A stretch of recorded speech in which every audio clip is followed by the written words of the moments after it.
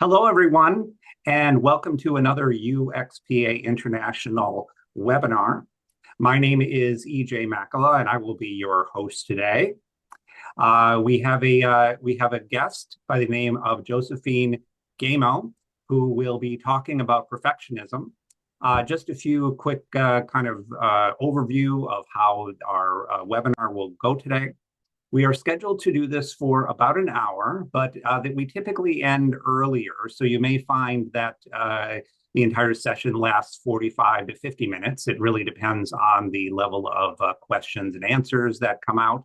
So, but we'll definitely stop at the 1 hour mark for sure. A few other things of note is that you will find on your Zoom interface a Q&A button. So if you have questions during the webinar for our guest today, you can go ahead and submit your question there.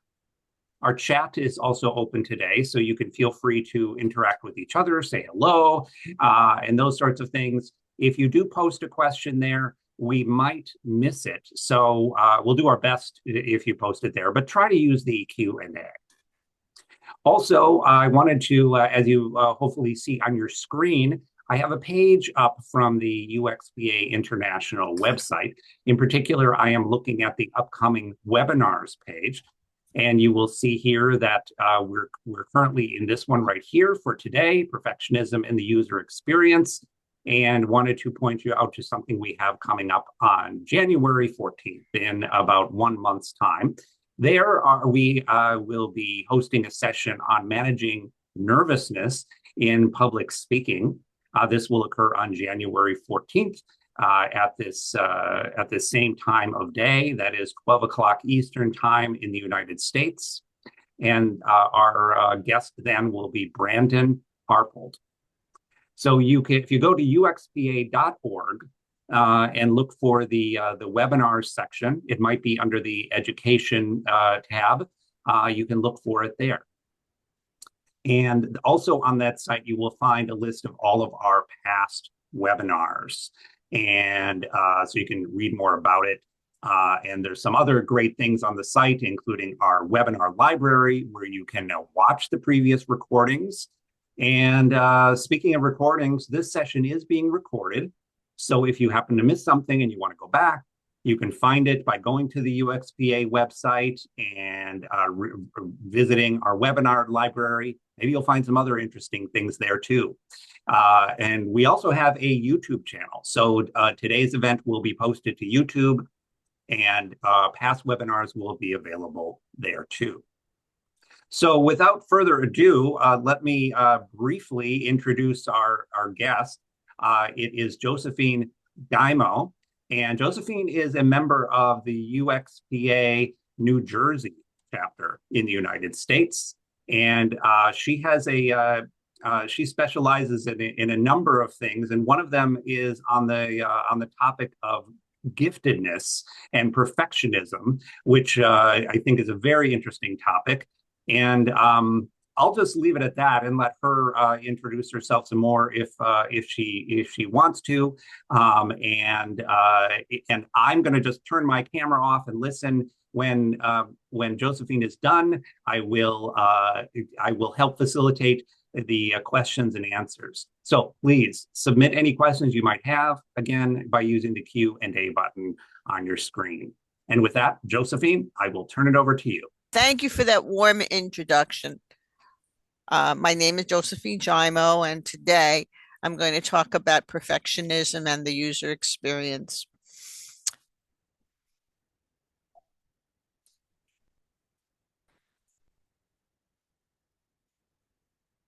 Okay, a little bit about me. I've done a lot of writing and researching in my career. I founded an organization called User Experience Research. I've been working in usability and design since the 1980s. I consider myself an advocate for the underserved. And today you'll see I have a lot of slides relating to gardening in the pictures and quotes, because I think that gardening is a very apt metaphor for the work that we do. Um, and also, I'm a student of complexity science, so we look to nature a lot for our metaphors and for inspiration.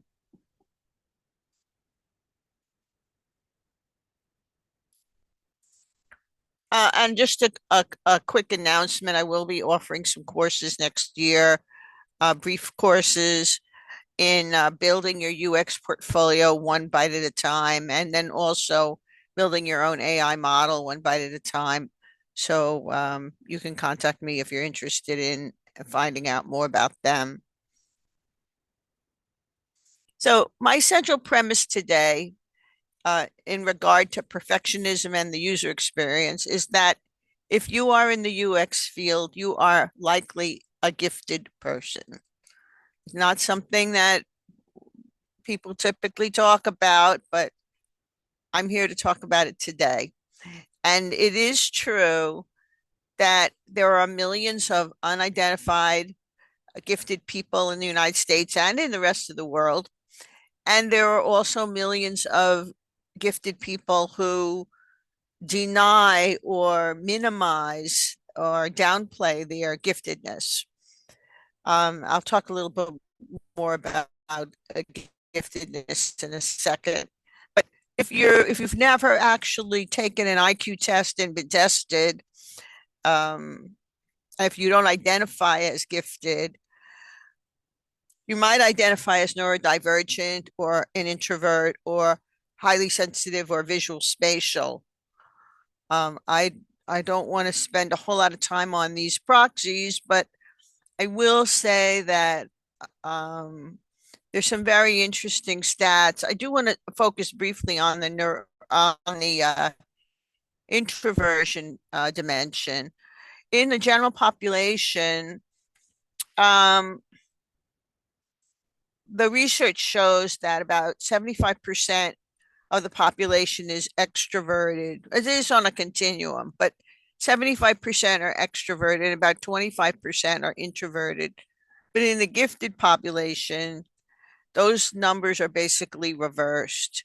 So that gives you a sense of the the data, which says that if you're introverted, you're more likely to be gifted. So I want to say it like that.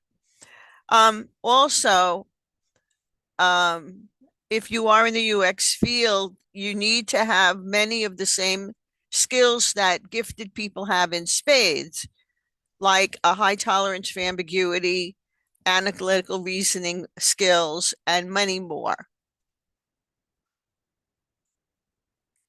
So I wanted to put this visual in here so that you get a strong impression of where you are on the normal distribution curve. If you're even mildly gifted, you're still in the top 5% of the population. That means 95% of the population is not as intelligent as you. I don't think of intelligence as anything elitist, but I do think it's significant in our daily lives and in our understanding of ourselves. So, just to break it down a little bit more, there are 5 levels of giftedness: mild, moderate, high, exceptional, and profound. So, there are many gradations even within the gifted community. So, you don't have to be Einstein in order to be gifted. It's not Einstein or nothing, or only engineers and scientists are gifted. And if I'm a librarian, I can't be gifted. That doesn't work like that. So let's talk about perfectionism now.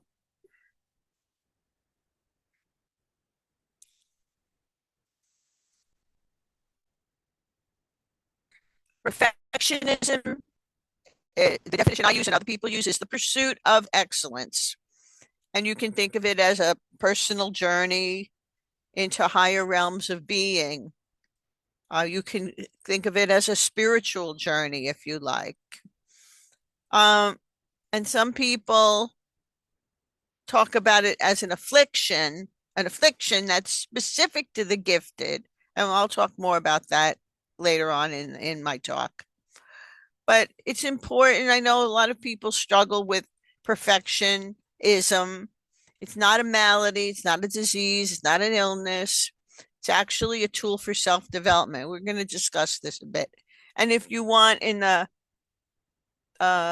those of you who are in the chat, AJ did a great job of encouraging participants to use the chat. I encourage you to use the chat if you have any moments of recognition in this talk. I invite you to share them in the chat with your fellow participants. If you've had an experience or a moment where you say, oh, that sounds like me, or I remember a time when that happened to me, whatever. So perfectionists are driven by a vision of what ought to be. They're not satisfied with the status quo. And incidentally, if you talk to other people in the UX field, particularly who are in leadership roles or who aspire to leadership roles, that's exactly what UX professionals do. We hold the space for an outcome that is better and improves people's lives than what is currently in place. So this is a an exact mapping, as far as I'm concerned, between perfectionism and what we do as UX professionals. So, yes, we can say perfectionism reflects an inner knowing. Sometimes you just have an intuition about something. But in your life, you might realize that there's more to life than the mundane and frustrating user experiences we have when we talk to our bank or we talk to our health insurance provider. And it is about actualizing one's full potential, setting standards that are very high. When we work with clients and stakeholders, we often set very high standards, don't we?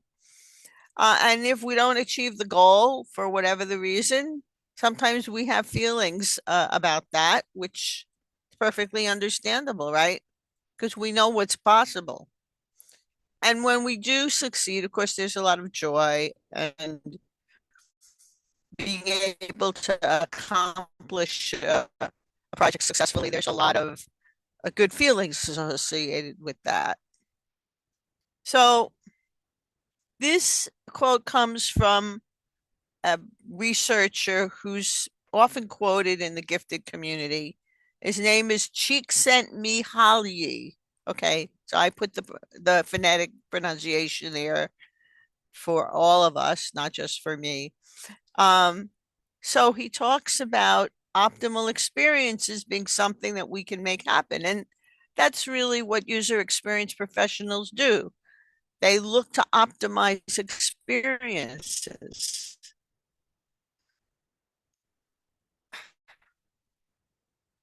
So also perfectionism can be seen as an energy, can be used positively or negatively. And I'm going to talk about levels of awareness later in the talk. You can experience underachievement or paralysis if you're a perfectionist. So I want to talk briefly about excellence versus perfectionism because some people have separated the two. They like to say, oh, well, we're working toward excellence as opposed to perfectionism. So they talk about what's a good enough performance. They want to maybe lower the bar on performance so that a person can still have good self-esteem and just feel okay with a score of, say, 96 when a score of 100 is achievable. Now, what's the problem with this? Well, let's talk about if those people who talk about excellence as opposed to perfectionism, then they put the people who are perfectionists into this other category. Oh, those people are overworking. Those people don't feel confident.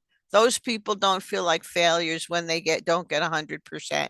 They have separated excellence and perfectionism, and then put all the perfectionists into this bucket of people who have a malady or an illness.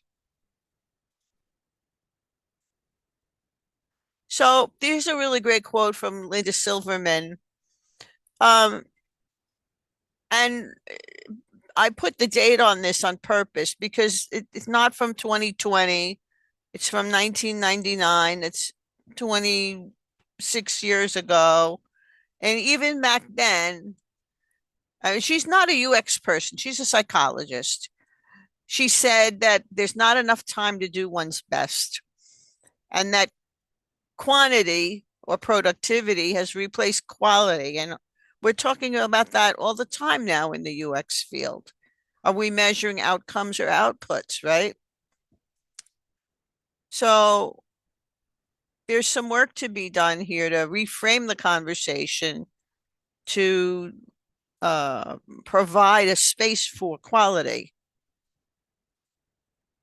So, okay, so what I wanted to say was, what's wrong with just something being good enough? Well, sometimes if we're looking for a satisfying experience, good enough doesn't provide it. We have to, we only have enough time to do B-level work. We never get to that quality. And then if we ignore perfectionism, then we basically never get to pursue excellence. And that's it may work in the short term, but in the long term, it's not very satisfying as a way to have a career. So Dr. Silverman says that the seedling does not know that it is a mighty oak in the making. So this is, I think, her way of saying that we have potential and that we're on a path, a growth path. So now let's talk about some of the dimensions of perfectionism here.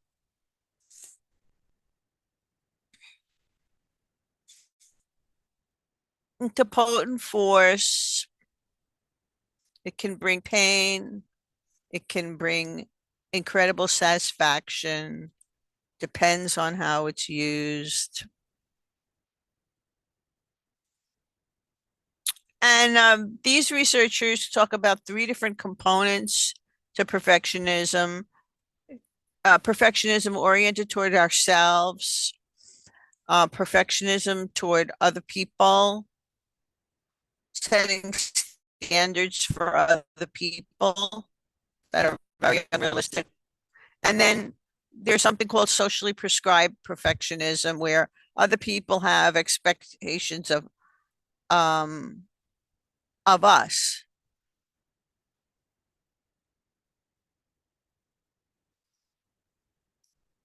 So let's talk about one researcher's work on normal versus neurotic perfectionism. Normal, quote unquote, so just deriving pleasure from difficult tasks, or neurotic, never feeling what they have is done is good enough. And I want to back up here. I want to mention that over the years, I've coached a number of aspiring UX professionals, and I have seen quite a number, maybe not the majority, but a number struggle with perfectionism in various forms. So, and I have struggled with perfectionism looking back on it as well. I didn't realize that's what it was at the time, but that is what it was. When I would want a training session to have certain parameters around it that the rest of the team wasn't on board with, or other project related decisions that I thought should go a certain way. My standards were not shared by the other people on the project. That's just the way it was. So I'm going to talk a little bit about children, and you don't have to think of this as specific necessarily to children, but the research, a lot of the research on perfectionism and giftedness is done on children for I think just reasons of the way our society is constructed. But you can apply some of these things to adults as well, I'm sure. So we don't do a lot of research with the gifted and adults. That's the reality. So perfectionism is the most noteworthy personality characteristic associated with giftedness, according to Dr. Silverman. And I have a list of references. They're very numerous. I'm not going to go through them here. If you want, you can email me and I'll send you a list. But that bond is very strongly reflected in the literature on the subject. And some of you may be familiar with the ocean personality model. And one, the C in ocean stands for conscientiousness. And according to this research by Parker, conscientiousness is associated with perfectionism in the children they studied, as opposed to neurosis, which gets back to this idea that many people hold that perfectionism is something negative or to be avoided. So there's research to support quite the opposite. So a survey was done of healthy and dysfunctional perfectionists, looking at their work habits. And as you probably can guess by now, the healthy perfectionists had positive ways of coping. They viewed effort as important. They accepted their mistakes. And the dysfunctional perfectionists were anxious about mistakes, and they questioned their own judgments. They were afraid of taking on new work because they were afraid they're going to make a mistake there. You can see the contrast here. So,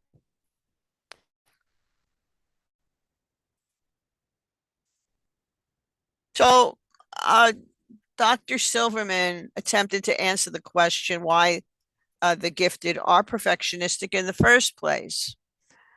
Well, she says that if you have an abstract concept, it takes an abstract mind to cherish it.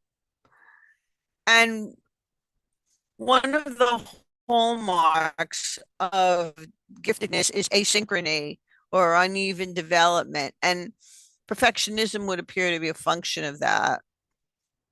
Also, because the gifted hang around with people who are older than they are, there's a tendency to set a higher standard because they're with people who are older than they are. And then, of course, you have to have enough forethought to, if you're learning something, gifted people by nature have enough forethought to be successful in their first attempt at something. So that encourages a certain amount of perfectionism. Then, of course, they crave challenge and stimulation, and they will complicate tasks. I'm sure that some of you have done this where a repetitive task may become boring, so you add something to it or change it up in some way so that it becomes more like a game. just to take the edge off of the boredom, right? And then self-perfection is a positive evolutionary trait. I think that just makes sense. We strive for perfection because from an evolutionary perspective, it it just makes sense to do that. So let's talk about perfectionism and development now. You probably have heard of some of these personality theorists, Adler, Maslow, and we mentioned Csikszentmihalyi. So Adler talked about perfectionism as an indispensable part of life, not as a malady. And Maslow talked about it in the context of a full realization of one's potential. And he cites the absence of neurosis as associated with that. So again, not a malady. And our Csikszentmihalyi talks about this experience of full concentration and total absorption. So now I'm going to introduce Dabrowski's theory of positive disintegration, or TPD. So when you see TPD on the slides, that's what it's referring to. Could spend a whole hour just talking about this, but I'm going to really kind of breeze through some of the qualities here. And you can go and learn more about Dabrowski afterwards. Very interesting guy and very interesting work he did. So he says that the impetus for development is reflected in the drive for self-perfection. So it's really just an innate drive, is what he's basically saying. And he defines dynamism specifically. And this work comes from Pikowski, and these dynamisms were quoted in a paper by Pikowski. They include the list here. These things that feed into that drive for self-perfection. Positive maladjustment, guilt, shame, inferiority feelings, and dissatisfaction or disquietude with oneself. So these are the forces that feed into the drive.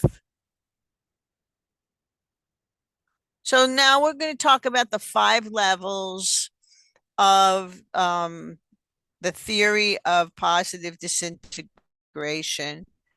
And the lower the level, I guess the cruder the dynamics, and the higher the level, the more refined the dynamic. I'll say it like that.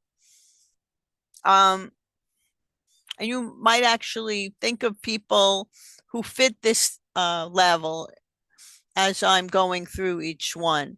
And by the way, you can evolve through the levels, and people do, but so you'll see. So I'll just start.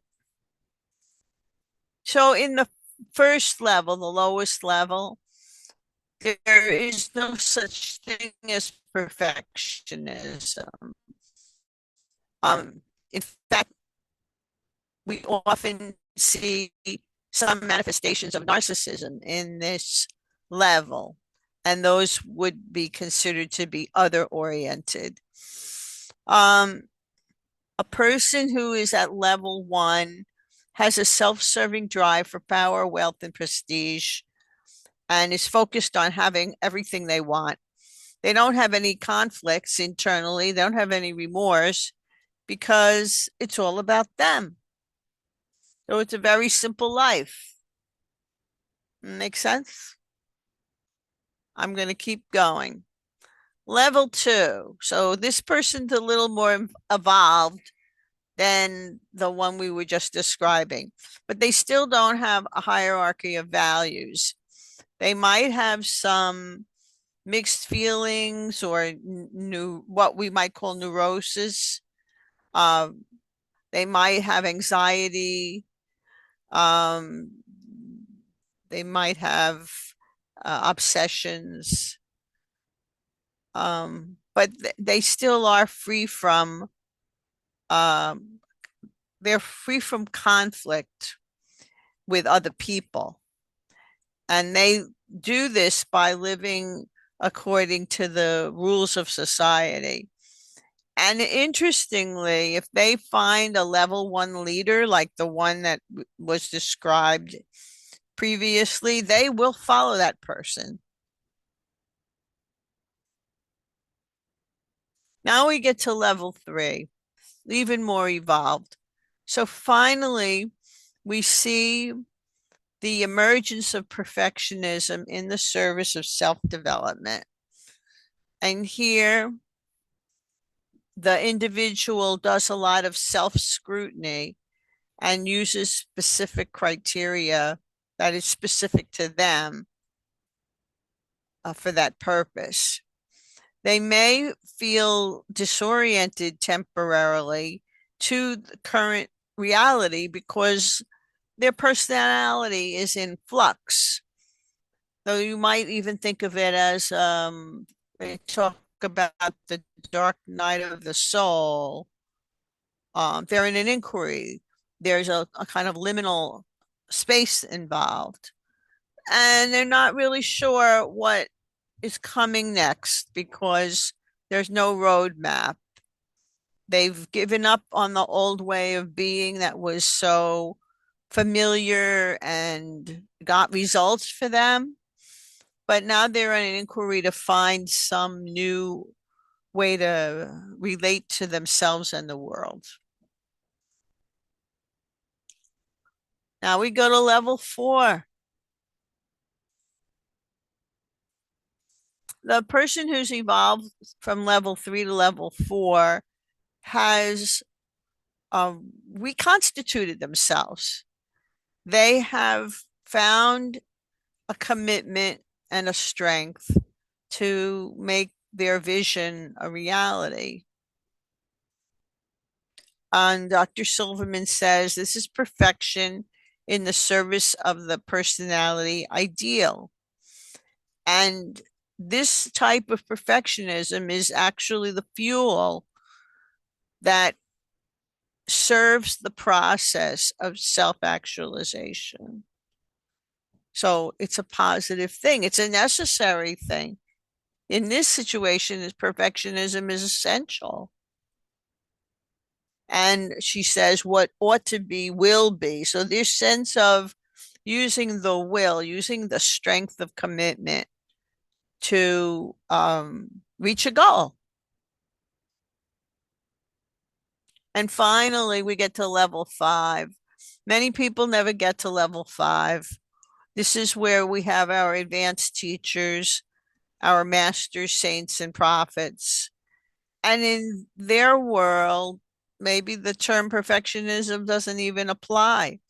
If there's no striving, no doubt, no fear, they figured things out on some level, ostensibly, and they see the perfection in everything. These are the teachers who show us what's possible.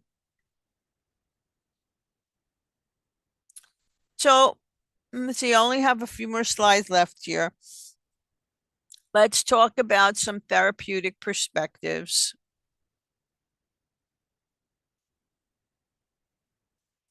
So one of the things I hope I've been able to successfully convey in this talk is that perfectionism is not a weakness, but it is a strength. There's a strong linkage between perfectionism and giftedness. I hope I've demonstrated that too. It's important to see perfectionism as a permanent part of the personality. And if there are problematic elements, they represent distortions in the drive for self-perfection. And we should not characterize these as a psychological disturbance. So, what are some strategies for coping with one's own perfection? And by the way, these apply most definitely to when we work on a UX project with a team of stakeholders, because the same strategies are useful in both contexts. It's important to set priorities. We can't be perfect at everything. So we're going to have to say, okay, today we're going to do X and tomorrow we're going to do Y. Um, we have to make choices about what's important, which is different from what we were talking about earlier about excellence.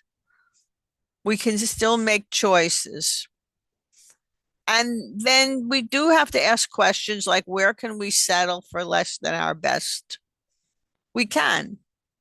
We just need to be conscious of it and thoughtful about it. Figuring out what do we care about more than something else.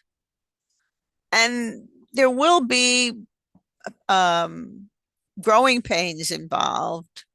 When we have to set aside something that we'd like to pursue, there can be a sense of regret. And a few concluding thoughts. In the UX work process, as in our own lives, we begin with an awareness of the gap between what is and what's possible. It requires courage to close that gap. Excuse me. Not everyone is willing to experience that. And sometimes, of course, I should mention that, in the business context, there are very real constraints for time and resources that we have to live with. But part of the challenge, I think, is enrolling others in a vision. Because if we can enroll them in a vision, then maybe the resources can be acquired, the resources can appear.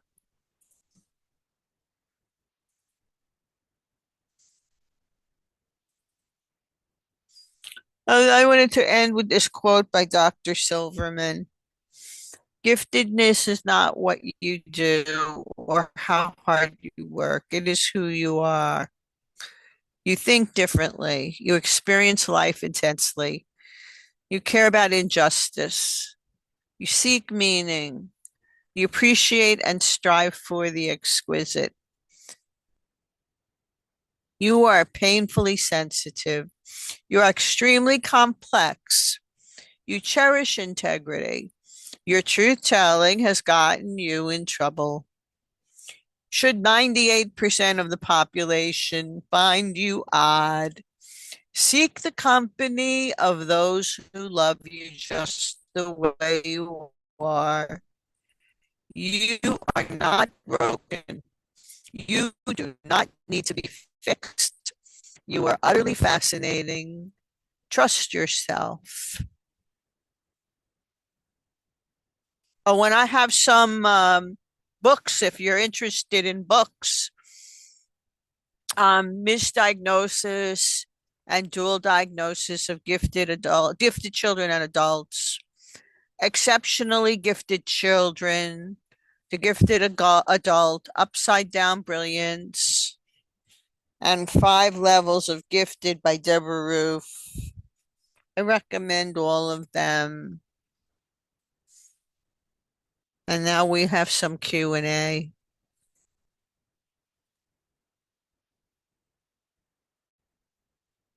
Thank you, Josephine, very much. Um, is my camera on? Yeah, I think it is.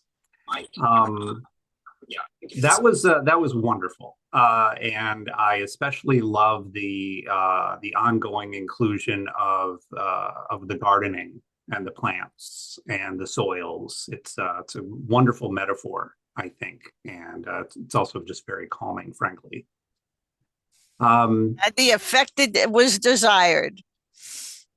Wonderful. I couldn't bring you to my garden, so I did the next best thing. Right, right. Okay. Well, first of all, I at the beginning of this session, I welcome people to use the chat, but there was some sort of technical issue that prevented it from working. So, for those of you who tried to use it, my apologies for misleading you. Um, and for those of you who let me know and tested it, thank you for trying that. Um, so this is now the Q&A portion of our session. So if you have any questions for Josephine, please post it by using the Q&A button on your screen. And you can even do that on mobile, I believe, by tapping the Q&A button, and we will do our best to answer it. And in the meantime, so we have had one question come in from Christina. Uh, Christina asks what I think is a really good question because I think it has to do with interacting with others. How can we collaborate best with people who don't have perfectionism? And conversely, how can we work best with those who do have perfectionism? Yeah, that's a great question. Thank you. Um, well, one thing I would definitely say is that um, it's important to um, find your tribe, find people who are like-minded, and if a person's gifted, they certainly have the capacity for perfectionism. But in general, if you're talking with people and you're not sure about whether they're open to an idea or not, you can use the qualities, the technology, I should say, of enrollment. Enrollment is a very powerful method, and as I've taken four different statistics courses in my career, but I don't necessarily expect other people to have the appreciation for statistics that I have. So if I would like to enroll someone in a vision, I use methods that I think are going to be effective with that person. And we call it being responsible for the listening. So um, the technology of enrollment is a whole separate conversation. It's something anyone can learn.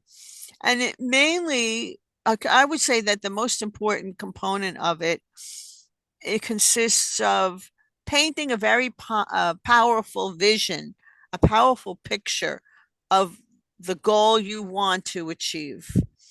So that involves all the senses. It involves maybe multiple conversations. Um, that I think is the most important thing. Josephine, would you define enrollment for those of you who don't understand that term in this context? Yeah, enrollment. Well, enrollment is it's similar to creating an alignment. It's getting someone to really be on board with you in the achievement of a goal. When someone's enrolled, they're like all in. They're all in. Thank you. So we have a an anonymous question, and before I ask it, I do just want to like highlight that one nice thing about the Q&A, especially on a topic that might be challenging for some of us, is that anonymous questions are possible using the chat feature. So if you're feeling a little bit shy or whatever, that is you can post your question without your identity being shared. So one anonymous attendee says, can you talk about some concrete strategies for working in an environment where my own level of perfectionism is in conflict with a company culture that is often not even trying to meet baseline UX standards? Yeah, that's a great question. Really great question. And we have all, I'm sure, in our careers have faced that at one time or another. So you're definitely not alone. So I think that if you're looking to um, create strong relationships with the people you're working with, it's not a matter of convincing them. I like to say convincing doesn't work. Convincing is just two people resisting each other. So I would like to think that in any company, in your company, there's some burning problem that is keeping one of your stakeholders up at night. They would love it if you were to help them solve that problem. And you can adopt a servant leadership model and take your skills to them and say to them, how can I help you succeed? And then work with them on that thorny problem, offer your skills to help them reach that goal, come up with a plan to reduce that level of frustration. And then you will start to gain followers, you will gain support. And once you start to build that success record, then other people will be more likely to give you the resources you need and give you the support you need so that you can get things done to a certain level of quality. Right. Yeah, the questioner's question seems to even highlight a what could be considered very different priorities. It might be people who just are they might have the it's good enough model, which is certainly valid in certain respects. Um, and but I am curious also, Josephine, if you have any thoughts about how transparent to be about using either terminology like perfectionism or giftedness, or like how would one who resonates with this part of your presentation and feels that they might be in this camp, how do they communicate it to managers, authority, or even coworkers in a way that comes across as a strength or something that they can benefit from? Well, yeah, I have so many thoughts about this. This is a great conversation. I think that one of the things that is important to remember in this conversation is that one's choices in their work at their place of work don't have to be the same choices in one's personal life. So perhaps there are certain constraints on a project at work that may not allow us to have a perfectly satisfying experience on a particular project because we'd like to spend more resources to get a certain result, and maybe the resources at the on the project are just not going to be made available, and we're going to have to learn how to live with that. But in our own personal lives, we can certainly um, find a project or find a an avocation where we can be as perfectionistic as we choose to be. So I think it's important to have that conscious awareness and realize that there are going to be times when we're not going to be able to um, have the level of involvement in the work project that we'd like to have. Though, as far as communicating with others in the workplace goes, well, you know, I, I, I wouldn't obviously go um, checking people's IQ scores or something like that, but I think that in conversations with others, it's certainly possible to get a sense of who you resonate with, who you can create alignments with, who you can get support from, and who's not a candidate for that. And you just have to be judicious and selective and develop the relationships where you can. And I do think the servant leadership model is the model to use at the workplace, where you take your skills to the stakeholders and you ask them, how can I help you succeed? I think that is the way to lead and to relate to others in the workplace. Uh, do you have any advice for management, uh, particularly managers who may have uh, gifted people or people who are perfectionists on their team? And maybe maybe we could even spread the net a little more widely and just refer to people who might be neurodivergent.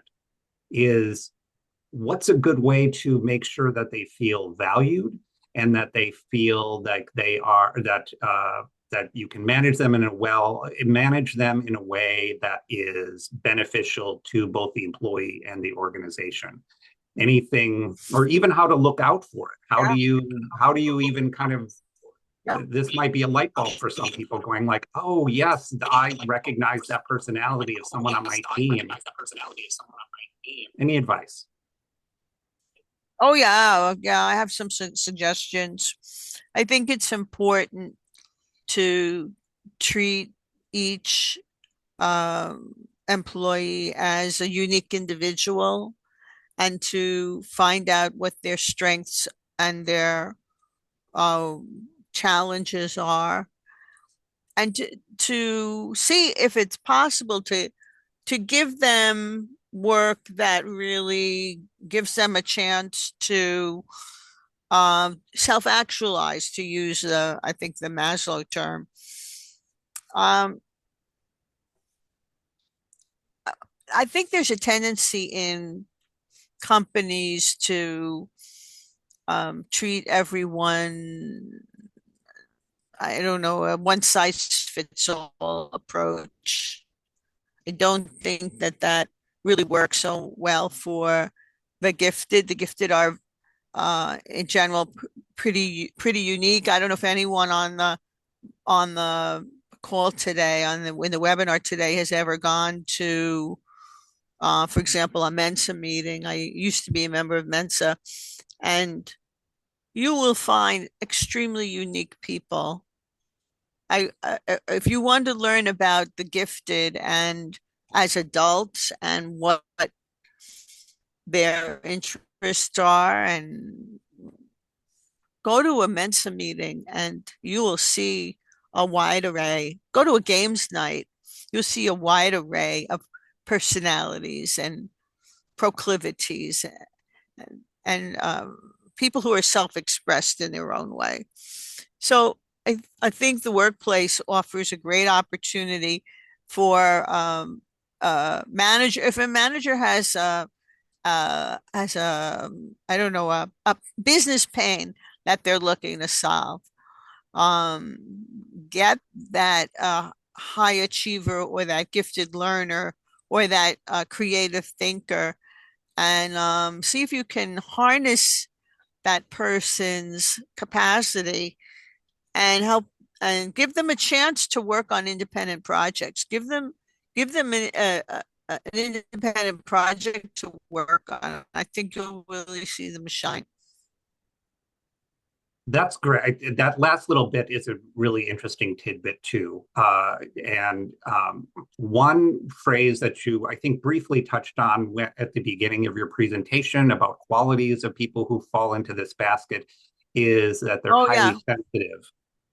And I think that's a term that some psychologists have used. I don't know where it fits into the kind of the academia or in kind of professional circles, but highly sensitive people, or HSPs. And I would think that people who are kind of attuned to pain on the part of a business or the part of fellow users are probably well situated to empathize and to help solve problems. And It is very true. another person commented that that also maybe makes people who might some people who fall into this basket might also feel pain in a way that's even debilitating, and they might see the world in some sort of a way that is not always helpful and is painful to them. And I assume that you would say that at some point that people might need some maybe even professional mental health support, or that there might be by socializing outside of the finding your tribe, so to speak, or finding other social circles that could support it, and maybe even talk, finding some mental health supports. Any general comments in that, in that vein? Oh, yeah, absolutely. And I really thank you for circling back around to the proxies, especially highly sensitive people or HSPs, who have been written about extensively by, I believe, Elaine Aron, Aron. But I will add that Dabrowski, whom I mentioned earlier as the originator of the theory for positive disintegration, is also known for his work on what are called overexcitabilities. So these are, say, um, more developed or more extreme versions of qualities that we see in the normal distribution of the population. So people who may have um, um, sensitivities in the physical domain, say to a tag on the back of their sweater, or people who feel things very deeply or have a heightened sense of injustice. There are different oversensibilities that Dabrowski writes about, and I refer people who have an interest in that to read about Dabrowski. And there's a really great website called Hoagie's Gifted, hoagie like a hoagie, like the sandwich. Hoagie's Gifted website is a very extensive resource for all kinds of topics about the gifted. Great. And I'm sorry to interrupt yeah, you, Josephine. oh, we're at Unfortunately, time. we're at the top of the hour, and I promised people that we would stop on time. Questions have been rolling in, and we unfortunately haven't had a chance to get to them, but I do want to highlight a couple of quick comments. One person mentioned that they have gotten some fantastic takeaways from you. Um, and also really love the servant leadership comment, and said that's a great advice for life in general. So with that, again, Josephine, thank you so much for your presentation today. Thank you for joining us. Thank everyone who attended today's webinar for joining in. I hope you found it helpful. The UXPA International hosts these webinars about once a month. We have one coming up in January. Check out our website for more information at uxpa.org. This event will also be available on YouTube and on our website for further review. And so with that, again, my name is EJ Makala. Our guest today was Josephine Giaimo, and hope to see you next time. Bye-bye.